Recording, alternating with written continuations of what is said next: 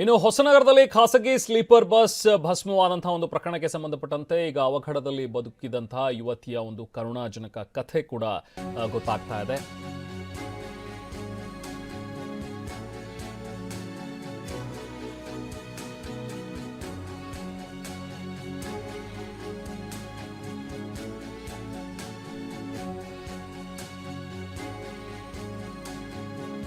Sleeper bus ಏನು ಸುಟ್ಟು ಕರಕಲಾಯಿತು. ಹೊಸನಗರದಲ್ಲಿ ನಡೆದಂತಹ ಒಂದು ಖಾಸಗಿ ಬಸ್ ದುರಂತ. ಅದರಲ್ಲಿ ಗಂಭೀರವಾಗಿ ಗಾಯಗೊಂಡು ಆಸ್ಪತ್ರೆಯಲ್ಲಿ ಯುವತಿ ನರಳಾಡ್ತಾ ಇದ್ದಾಳೆ. ಶ್ರೀನಿಧಿಯ ಮುಖ, ದೇಹದ ಬಹುತೇಕ ಭಾಗ ಸುಟ್ಟು ಕರಕಲಾಗಿದೆ. ಬಸ್ಗೆ ಬೆಂಕಿ ಹೊತ್ಕೊಳ್ತಾ ಇದ್ದಂತೆ ಹೊರಗೆ ಜಿಗಿದಿದ್ಲು ಶ್ರೀನಿಧಿ. ಸುಟ್ಟ ಗಾಯ ಮತ್ತು ಕೈಕಾಲು ಮುರಿದುಕೊಂಡು ಶ್ರೀನಿಧಿ ಚಿಕಿತ್ಸೆಯನ್ನು ಪಡಿತಾ ಇದ್ದಾಳೆ. ಜನವರಿ 27ರಂದು ರಿಪ್ಪನ್ಪೇಟೆಯ ಸೂಡೂರು ಬಳಿ ಆದಂತಹ ಒಂದು ಅವಘಡ ಇದು. ಹೊಸನಗರದ ನಿಟ್ಟೂರಿನಿಂದ ಬೆಂಗಳೂರಿಗೆ ಹೋಗ್ತಾ ಇದ್ದಂಥ ಬಸ್ ಇದು. ಮಗಳ ಸ್ಥಿತಿನೆಂದು ಕಣ್ಣೀರು ಹಾಕ್ತಾ ಇದ್ದಾರೆ. ಶ್ರೀನಿಧಿ ತಾಯಿ ಬೆಂಗಳೂರಿನ ಖಾಸಗಿ ಆಸ್ಪತ್ರೆಯಲ್ಲಿ ಕೆಲಸ ಮಾಡ್ತಾ ಇದ್ರು. ಶ್ರೀನಿಧಿ ಸರ್ಕಾರ ಮತ್ತು ಖಾಸಗಿ ಬಸ್ ಮಾಲೀಕರು ಸಹಾಯ ಮಾಡಬೇಕು ಅನ್ನುವಂಥದ್ರ ಬಗ್ಗೆ ಅವರು ಅಳಲನ್ನು ತೋಡ್ಕೊಳ್ತಾ ಇದ್ದಾರೆ.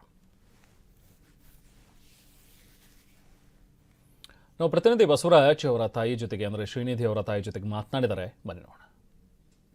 ಹೊಸನಗರದಿಂದ ಬೆಂಗಳೂರಿಗೆ ಹೊರಟಂಥ ಖಾಸಗಿ ಬಸ್ ಏನು ಸ್ಲೀಪರ್ ಬಸ್ ಇದೆ, ಆ ಸ್ಲೀಪರ್ ಬಸ್ಸು ಹೊಸನಗರ ತಾಲೂಕಿನ ಸೂಡೂರು ಇದೆ, ಸೂಡೂರು ಅರಣ್ಯ ಪ್ರದೇಶ.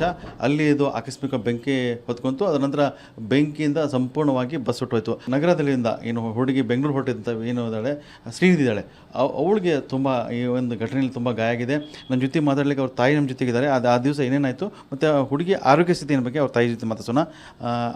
ನೋಡ್ಬೋದು ನೀವು, ಸಂಪೂರ್ಣವಾಗಿ ಏನು ಬಸ್ ಇದೆ ಸುಟ್ಟು ಕರಕಲಾಗಿದೆ. ಒಳಗಡೆ 36 ಜನ ಪ್ರಯಾಣಿಕರಿದ್ದರು. ಅದರಲ್ಲಿ ನಿಮ್ಮ ಮಗಳು ಕೂಡ ಒಬ್ಬರಿದ್ದರು. ಏನೇನಾಯ್ತಮ್ಮ ಆ ದಿವಸ ನಾನು 9:30ಗೆ ಬಸ್ ಹತ್ತಿಸಿದೆ ಮಗಳಿಗೆ. ಬಸ್ ಹತ್ತಿಸಿ ಒಂದು ಅರ್ಧ ಗಂಟೆಯಲ್ಲಿ ಅಲ್ಲಿಂದ ಕಾಲ್ ಮಾಡಿದರು. ನಿಮ್ಮ ಮಗಳು ಹಿಂಗೆ ಪೂರ್ತಿ ಸುಟ್ಟೋಗಿದ್ದಾಳೆ, ನೀವು ಬೇಗ ಬರಬೇಕು ಅಂತ ಯಾರೋ ಕಾಲ್ ಮಾಡಿದರು. ಆವಾಗ ನಾನು ಅಷ್ಟರೊಳಗೆ ಮಗನಿಗೆ ಗೊತ್ತಾಗಿತ್ತು.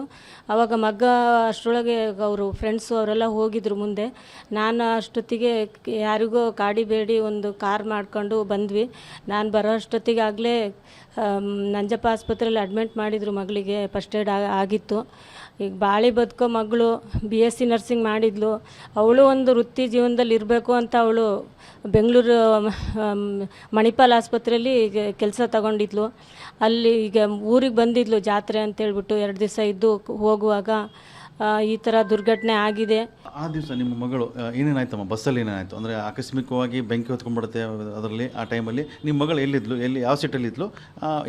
ಇದಾಗಲಿಕ್ಕೆ ಅಂದರೆ ಮುಖ ಎಲ್ಲ ಸುಟ್ಟೋಗಿದೆ, ದೇಹದಲ್ಲಿ ಎಲ್ಲ ಭಾಗದ ಸುಟ್ಟೋಗಿದೆ ಮಗಳದು. ಹೇಗಾಯಿತು ಅಂತದು?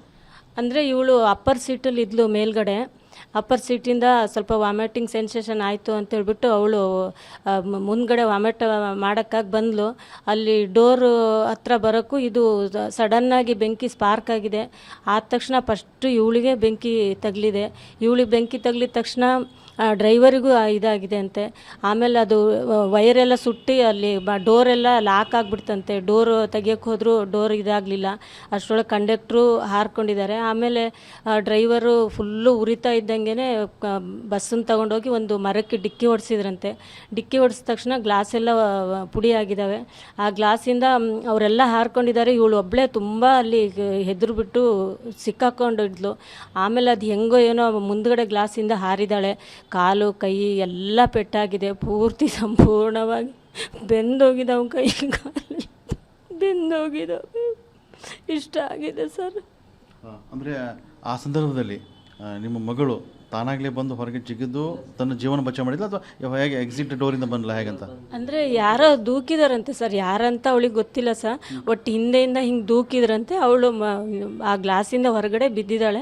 ಬೀಳುವಾಗ ಇಲ್ಲೆಲ್ಲ ತುಂಬ ಪೆಟ್ಟಾಗಿದೆ. ಕಾಲು, ಮಂಡಿ, ಚಿಪ್ಪು ಎಲ್ಲ, 2 ಮಂಡಿ, ಕಾಲು, ಕೈ, ಮುಖ ಫುಲ್ಲು ಬರ್ನ್ ಆಗಿದೆ ಸರ್. ಕ್ಯಾಮ್ರಾಮನ್ ಶಶಿಕುಮಾರ್ ಜೊತೆ ಬಸವಗಣ್ವಿ, TV9 ಶಿವಮೊಗ್ಗ.